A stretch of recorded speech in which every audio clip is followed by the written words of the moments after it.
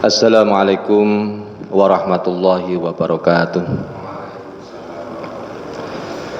Alhamdulillahirabbil alamin wa bihi nasta'inu ala umuri dunya waddin wassalatu wassalamu ala asyrafil anbiya wal mursalin wa ala alihi wa ashabihi wa man tabi'ahum bi ihsan ila yaumiddin. Amma ba'du. Rabbi shrah li sadri wa yassir li amri wahlul 'uqdatam min lisani yafqahu qawli. Allahumma anfa'ni bima 'allamtani wa 'allimni ma yanfa'uni wa zidni ilma. Bapak Ibu jamaah salat maghrib Masjid Al-Ikhlas yang selalu dirahmati oleh Allah Subhanahu wa taala. Marilah kita senantiasa bersyukur kepada Allah Subhanahu wa taala. Hari ini kita masih diberi karunia oleh Allah bernafas. Dengan nafas itu kita bisa beraktivitas. Kalau Allah tidak memberikan nafas, kita tidak bisa beramal soleh, tidak bisa beribadah, gak bisa tersenyum, gak bisa gembira. Maka kita bersyukur kepada Allah, hari ini kita dalam keadaan sehat, dan mudah-mudahan kita memohon kepada Allah segala gerak langkah kita ini selalu diridhoi oleh Allah Subhanahu wa taala. Amin ya rabbal alamin. Sholawat beriring salam semoga tetap tercurahkan kepada Nabi Muhammad sallallahu alaihi wasallam. Sebelum saya menyampaikan tema tentang ibadah sholat sunnah rawatib, alangkah baiknya saya akan menyampaikan renungan. Allah itu meniupkan ruh pada manusia itu aslinya Pak, diharapkan jadi makhluk yang spiritual. Berarti Allah itu meniupkan ruh kepada jasad manusia itu tujuannya adalah menjadi makhluk yang spiritual. Nah, sebelum manusia itu lahir di muka bumi ini, Allah itu meniupkan ruhnya ke janin yang masih dalam keadaan di dalam kandungan ibu. Kira-kira berapa? 120 hari 4 bulan kehamilannya. Kita semua ini merasakan. Maka di dalam surat Shad ayat 72 Allah berfirman, A'udzu billahi minasyaitonir rajim. Fa idza sawaituhu, maka apabila aku sempurnakan kejadiannya. Fa idza sawaituhu. Nah, di sini setelah bayi dibentuk dengan sempurna, maka Allah wa nafakhtu fihi. Ini kan pakai fi'il madhi Pak. Wa nafakhtu fihi, aku tiupkan ruh. Nah, kalau dalam bahasa Arabnya itu kalau ruhun, kalau ditambahi ya mutakalim, ruhi, berarti Allah mengatakan ruhku loh Pak. Tetapi di terjemahan Depak para ulama itu mengatakan ruh ciptaanku. Nah itu ditambahi Pak. Halo. Tapi kalau ruhi, ruhku, berarti kan Allah Pak. Mungkin coba dilihat surat Shad ayat 72. Panjenengan melihat sendiri ketika konteks ayatnya itu wa nafakhtu, aku tiupkan fihi, di dalam jasadnya tadi, min, dari ruhi, ruhku. Akhirnya disepakati oleh para ulama di dalam tafsirnya itu ruhi itu adalah ruh ciptaanku. Berarti Allah yang menciptakan, Pak.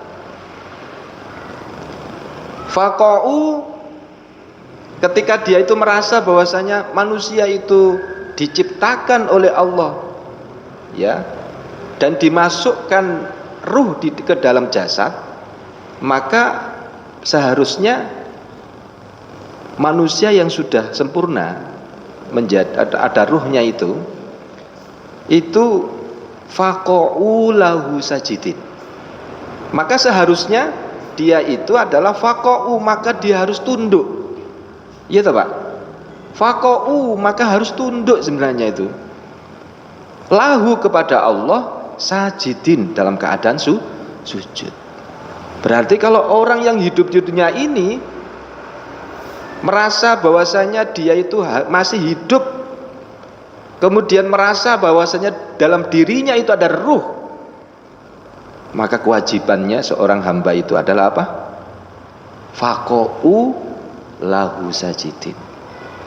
Maka dia harus tunduk patuh kepada Allah, sajidin, dalam keadaan sujud. Maka kalau orang hidup di dunia ini nggak pernah sujud, berarti tidak mengetahui jati dirinya seorang manusia. Nah, Bapak Ibu yang dirahmati oleh Allah, ini yang saya maksud. Kesadaran diri manusia itu belum muncul kalau dia itu mengetahui dengan ayat Al-Quran. Selama ini kan kita hidup, kalau tidak ada informasi dari Al-Quran, maka kedekatan kita kepada Allah itu kurang, Pak. Makanya kalau ada orang itu ibadah itu ada tingkatan-tingkatannya. Ada yang orang ibadah itu tingkatannya masih ritual saja. Oh iya, kan ada tauhid, ada syariat. Gitu, Pak. Kalau orang itu beragama tanpa tauhid, syariat saja, maka belum sempurna.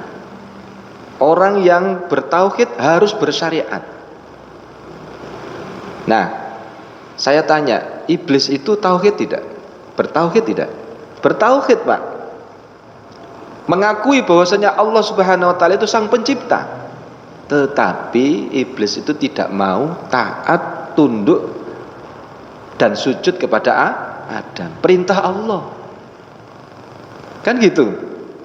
Maka dia tidak taat kepada perintah Allah, yaitu dengan syariat. Maka kalau orang yang hidup di dunia ini harus ada dua itu. Dia harus bertauhid dan bersyariat. Bersyariat itu tata cara yang dituntunkan dari Allah dan Rasulnya. Kalau hari ini ada orang yang katanya sholat itu kan ingat. Halo? Nah, ingat tok kan wis sholat, Pak. Berarti ini memahami tidak sempurna. Bener memang. Ada memang pemahamannya itu, tingkatannya itu memang tinggi. Orang sekarang itu sholat itu ritual saja, kan gitu. Sampai-sampai dia sholat itu loh, dari mulai takbiratul ihram sampai salam itu tidak ingat kepada Allah. Apa contohnya, Pak? Ketika barangnya hilang. Nah, ketika sholat ketemu, berarti dia sholat kepada Allah atau sholat kepada barang hilang. Takbiratul ihram, karena pikirannya, Pak. Makanya kalau orang sholat itu kan harus mengingat Allah. Jangan sampai kita ini ketika takbiratul ihram kemudian ingat yang lain. Maka para ulama mengatakan niat itu ada yang mengatakan sebagai rukun, ada yang tidak, karena niat itu dalam hati. Kalau ada yang mengatakan niat itu bagian rukun, kadang dilafatkan, itu pendapat saja. Karena saking saking seriusnya ketika kita ini menghadap kepada Allah, maka niat itu harus diluruskan. Maka jangan sampai kita sholat itu gugur kewajiban saja. Saya tanya Bapak Ibu, apakah sholat kita ini masih taraf gugur kewajiban saja? Kalau sekarang ini yang kita rasakan masih gugur kewajiban, oh nek zuhur, nek asar waktunya sholat, ya sudah. Kemudian apalagi maghrib sholat 3 rakaat, isya 4 rakaat, subuh 2 rakaat. Itu saja. Pertanyaan saya, selama ini kalau kita lakukan ibadah itu, sholat itu sekedar apa perintah, memang itu perintah, itu gugur kewajiban saja, maka kita ini tidak berkualitas. Kan gitu. Nah, bagaimana kita berkualitas? Makanya kan gini, orang yang menjadi orang yang luar biasa, berarti kalau melakukan sesuatu itu tidak biasa saja, enggak? Kalau memang hari ini kita ini masih sholat gugur kewajiban dan masih ritual gerak saja, maka mari kita tingkatkan berikutnya, yaitu bagaimana ketika kita memahami sholat itu adalah sarana bagaimana untuk mendekatkan diri kepada Allah. Pernah tidak sahabat ketika kena tombak Pak, dari belakang tembus ke depan, bagaimana caranya sahabat itu supaya tidak terasa kalau dicabut tombaknya? Dia sholat Pak, ya luar biasa, supaya nggak terasa ketika tombaknya dicabut. Inilah tingkatan orang sholat yang sesungguhnya. Nah makanya kalau kita ini sholat harus merasakan hadir, bahwasanya Allah Subhanahu wa Ta'ala itu hadir ketika sholat, gitu loh. Makanya ruh ini yang ditiupkan oleh Allah Subhanahu wa Ta'ala, seharusnya seorang manusia kalau sudah menyadari ruh itu ditiupkan, tujuannya untuk apa Pak? Supaya makhluk itu faqa'u sajidin, faqa'u lahu sajidin. Nah kalau tidak pernah ngaji, nggak pernah membaca Al-Quran, informasi dari Al-Quran, dari Allah Subhanahu wa Ta'ala, maka kita selama ini beraktivitas itu biasa-biasa saja. Mungkin bisa dibuka surat apa itu? Surat Qasas ya, ayat berapa Pak? 72. Fa idza sawaituhu wa nafakhtu fihi min ruhi. Coba. Kalau orang itu sudah merasa ditiupkan ruhnya ketika pas di perut ibu dulu kita, maka seharusnya itu faqa'u lahu sajidin. Mereka itu harus tunduk patuh dalam keadaan sujud. Nah, Bapak Ibu yang dirahmati oleh Allah, yang dimaksud ruh yang ditiupkan itu sebenarnya sebagai daya jiwa manusia ketika kelak berada di dunia. Allah itu lebih dekat dari urat leher Pak. Benar ya Pak ya? Halo? Allah itu lebih dekat dari urat leher. Mungkin kita sering mendengar kalimat tersebut. Sering atau tidak Pak? Sering ya? Nah, cuma sekedar pengetahuan toh. Apakah pernah kita renungkan Pak? Allah itu lebih dekat dari urat leher. Ini terdapat ketidaktepatan pemahaman sebagian kaum muslimin ketika memaknai ayat yang ini Pak. Wa nahnu aqrabu ilaihi min hablil warid. Di surat Qaf ayat 16. Berarti kaitannya ini saya nyampaikan, kalau selama ini kita menyampaikan ngaji tentang syariah, tata cara. Hari ini saya ingin menyampaikan bagaimana spiritual, ya, tentang tauhidnya. Ya, wa nahnu, dan kami, akrobu, lebih dekat, kata Allah, ilaihi, kepadanya. Kepada siapa? Manusia.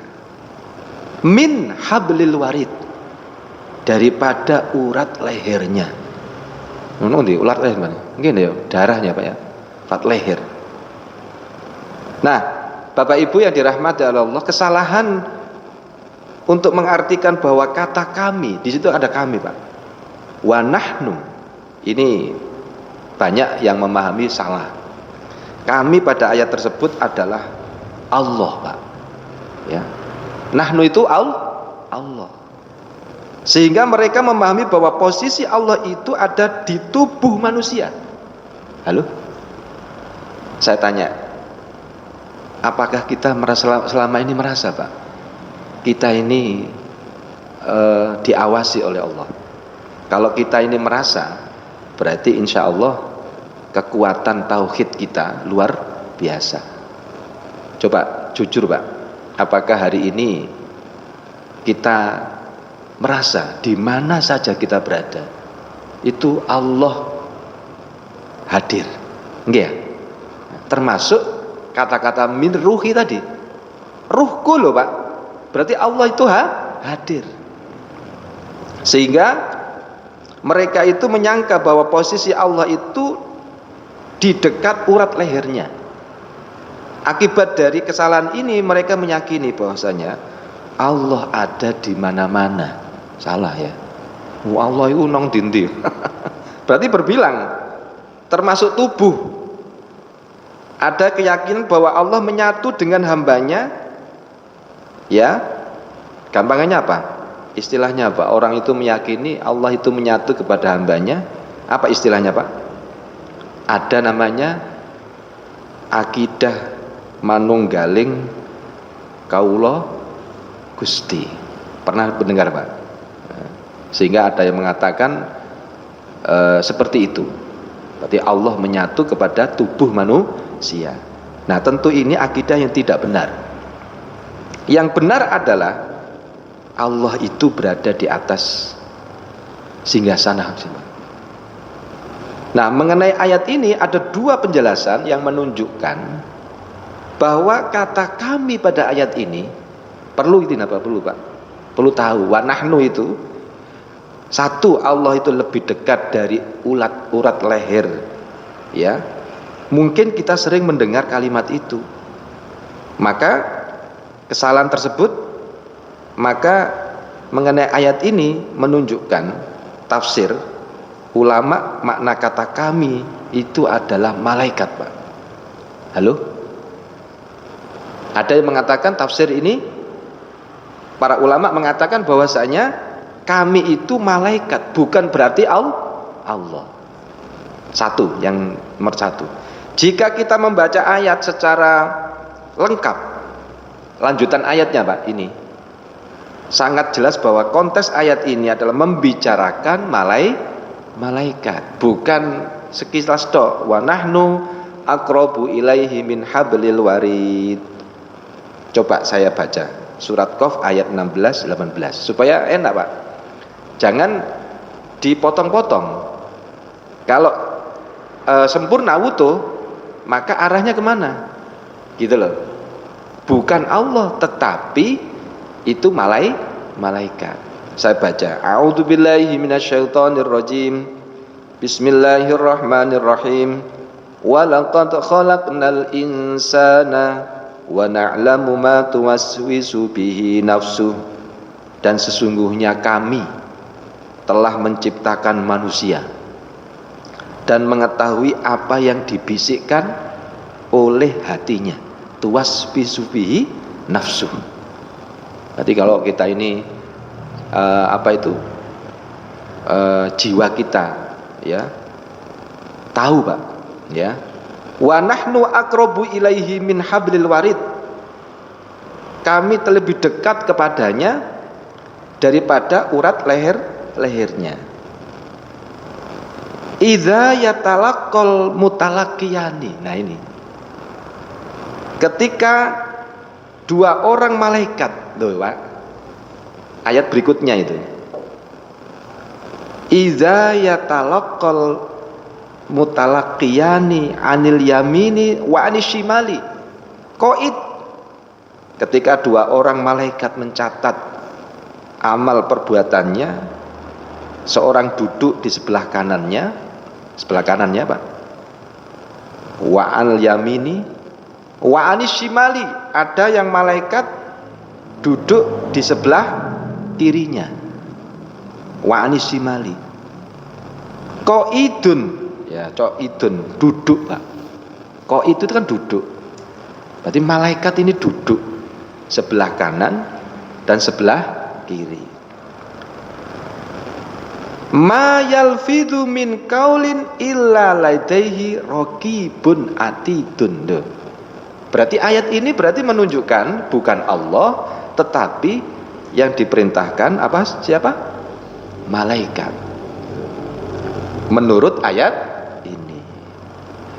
Sehingga ma yalfidhu min qaulin, tiada suatu ucapan pun, ucapan kita Pak, ngomong sekali ngomong jenengan nek ngomong nggak apik ngono dicatat lho mboten? Dicatat nggih ya. Ngomong elek, ngomong apik dicatat oleh malaikat Pak. Ma yalfidhu min qaulin, tiada suatu ucapan pun yang diucapkannya illa kecuali ladaihi, ada di dekatnya itu apa? Raqibun, yaitu malaikat raqib, wa atidun, yaitu malaikat atid. Maka kalau orang itu hidup di dunia ini Pak, kalau memahami ayat ini Pak, insya Allah dia selalu berbuat baik. Ngomong sekali ngomong bagus. Coba saya tanya, surga dan neraka itu berada di mana Pak? Di akhirat Pak ya? Iya.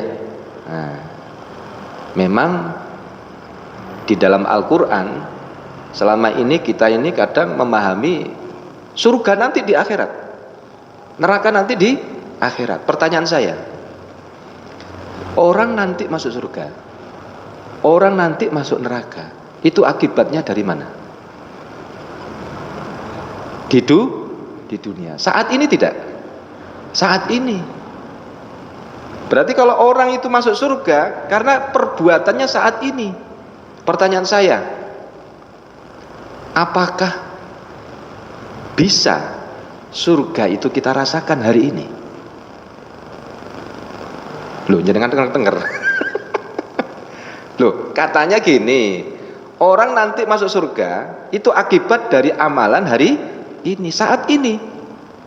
Kalau kita berbuat baik, kemudian kita kalau ngomong yang baik, kemudian kita ini selalu memaafkan kesalahan orang lain, nggak pernah marah, nggak pernah iri, nggak pernah dengki, berarti masuk surga. Pertanyaan saya, apakah bisa merasakan surga itu hari ini? Tidak. Loh, tadi kan gini, orang masuk surga itu akibat perbuatan hari. Tidak selalu. Lah ya. Maksudnya gini, itu kan akibat, sebab akibat.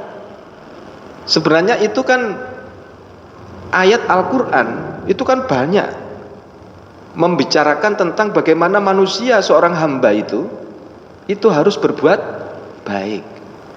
Dalam kehidupannya itu kan dia harus selalu baik.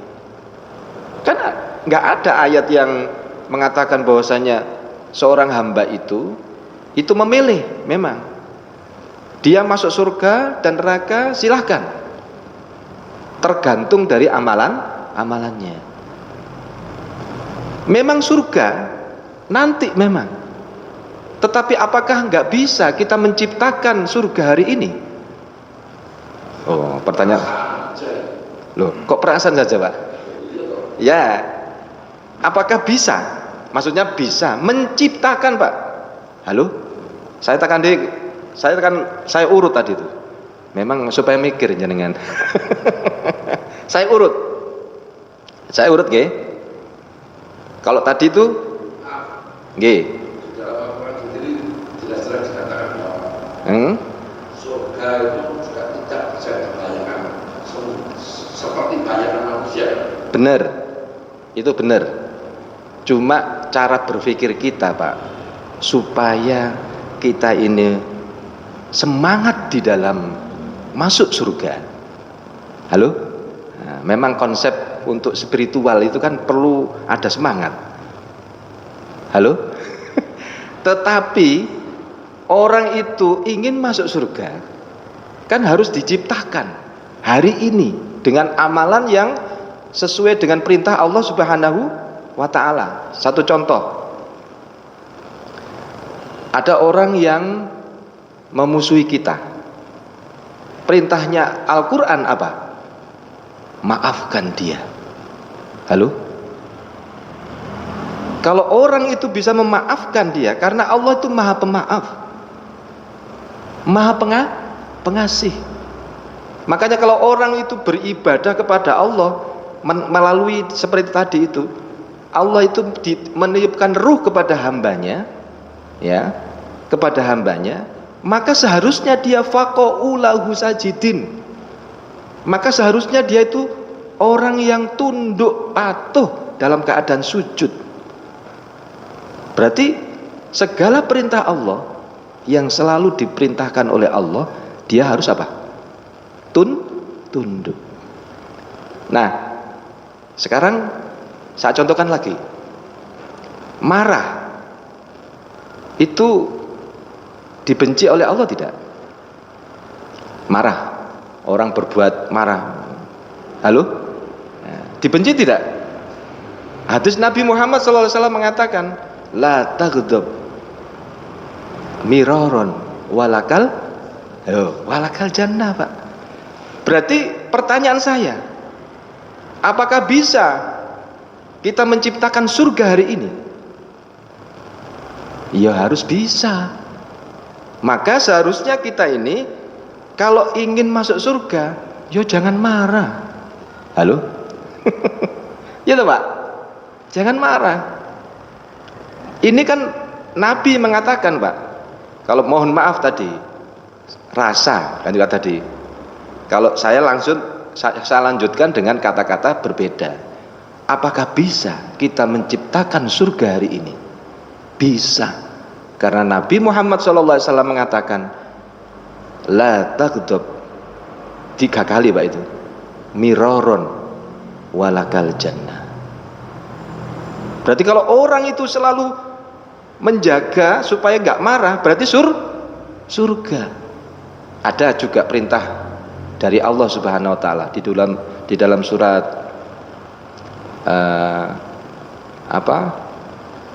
surat apa ya, lupa saya ini. Di dalam surat Al-Qasas ayat 53 kira-kira nanti. Itu perintah Allah Subhanahu wa taala kepada Nabi Muhammad sallallahu alaihi wasallam, "Qul li ibadi." Jelas, Pak, ya? Insya Allah kalau kita ngaji Al-Quran luar biasa kita. Qul, katakanlah wahai Muhammad, li ibadi, kepada hambaku, yaqulul lati hiya ahsan. Oh, coba berbicaralah kepadanya, kepada hambaku, itu kalau berbicara itu lebih baik. Berarti kalau kita ini berbicara itu sing ngomong sing apik, kan gitu. Kenapa? Di dalam Al-Quran itu mengatakan, kalau orang itu kalau berbicara itu lebih baik, itu akan menghindarkan diri godaan setan, Pak. Kalau kita caranya salah mengambil kata ketika kita mengucapkan, maka setan itu selalu hadir. Inna syaitona yang zagu bainahum. Gara-gara apa? Perkataan. Makanya kalau orang itu mau berkata itu, kalau nggak bisa berkata baik, maka apa? Lebih baik diam. Apakah ada hadisnya, Pak? Ada. Mangkana yu'minu billahi wal yaumil akhir. Yaumil akhir berarti kan surga. Kan gitu, Pak. Berarti kalau orang yang barang siapa mangkana yu'minu, barang siapa yang beriman billahi pada Allah wal yaumil akhir, dan beriman kepada hari akhir, falyakul. Ini perintah ini. Kita ini mempunyai akhlak yang baik dengan perkataan. Falyakul, maka berkatalah khairon, baik. Kalau nggak bisa berkata baik apa? Aul yasmut, atau yasmut, lebih baik diem. Maka ketika Al-Quran itu menyampaikan kepada Nabi, seharusnya kita juga niru kan, Pak? Nabi Muhammad SAW sebagai toladan, yaitu yang patut kita tiru. Karena Nabi Muhammad itu adalah suri toladan yang baik. Karena Al-Quran, ya, Al-Quran yang dipahami oleh Nabi Muhammad itu adalah Al-Quran. Maka ketika Nabi itu diperintah oleh Allah, wa kulli ibadi yaqulul lati hiya ahsan. Saya ulang-ulang itu, Pak. Berkatalah, kul, katakanlah wahai Muhammad kepada hambaku, berbicaralah yang lebih baik. Karena kalau kamu tidak berbicara lebih baik, inna syaitona, sesungguhnya syaitan itu yang zagu bainahum, itu membuat perselisihan di antara mereka. Ayo coba, Pak, hari ini banyak tidak dengan kata-kata di medsos itu, Pak? Gara-gara kata-kata akhirnya apa? Berdebat. Akhirnya apa? Hari ini banyak orang berdebat. Akhirnya apa? Yang keluarga jadi bagus gara-gara kata-kata, akhirnya pisah. Ya toh, Pak? Satu jamaah sebenarnya itu dia itu sudah satu, gara-gara berbeda apa, Pak? Pilihan. Bisa.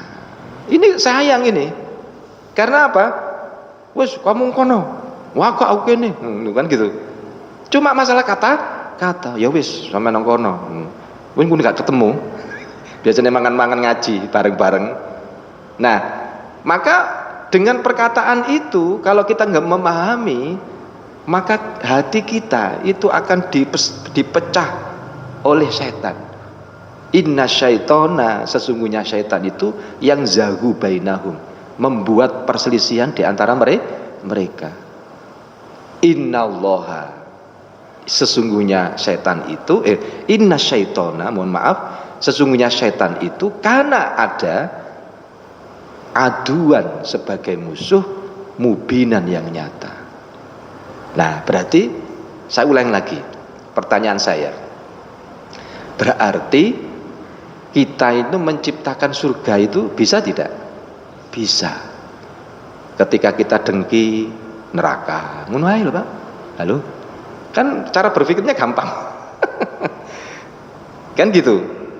Kalau kita berbuat baik, surga. Kita membenci apa? Neraka. Gitu. Jenengan diuring-uring. Gak salah diuring-uring. Jenengan mangkel to mboten? Halo? Mangkel to? Nah, jenengan terang aja. Meneng ae sik. Lah iya, aku iku lho. Gak salah, moro-moro diuring-uring. Jenengan meneng mawon. Terima. Ya, saat ini dengan tanpa syarat, tidak keberatan. Loh, ngono iku jenengan diem enggak mengomentari, jenengan sabar gitu. Surga iku, surga. Wis, ya Allah, aku surga ya Allah. Kan bisa, Pak ya? Halo, nggih, monggo. Hmm. Hmm. Hmm. Hmm. Hmm. Hmm.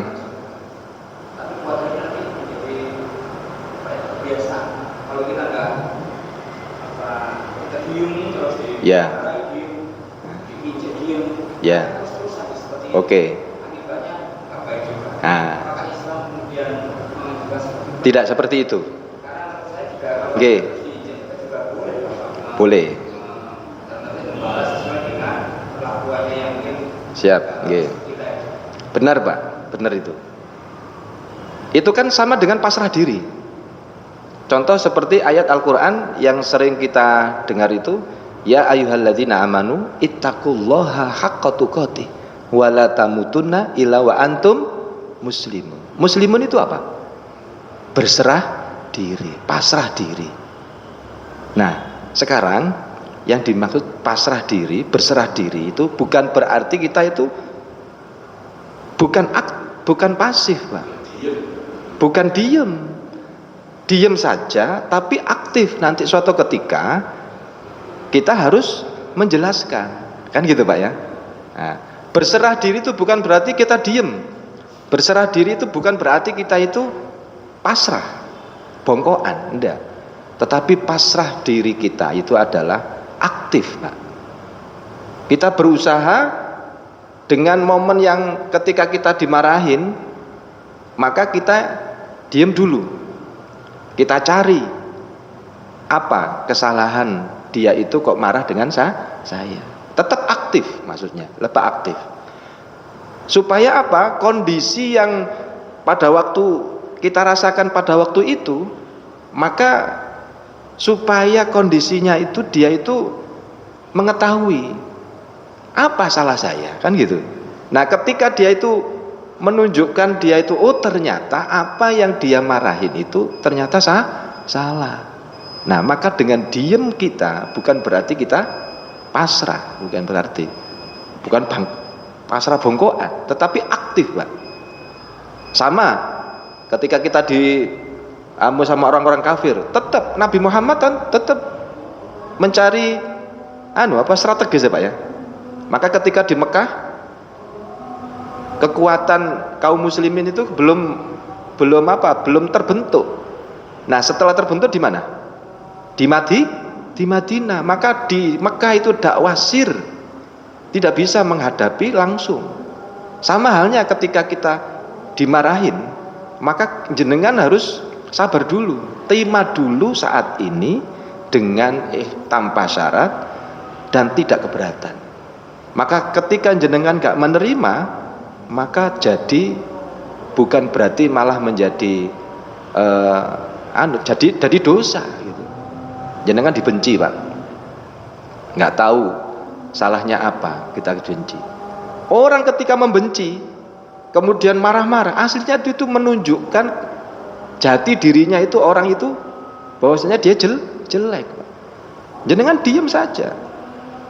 Maka konsepnya adalah mari kita bersama-sama terima pasrah diri kita. Orang itu kalau sukses itu adalah dia itu menerima apa adanya. Wis Allah.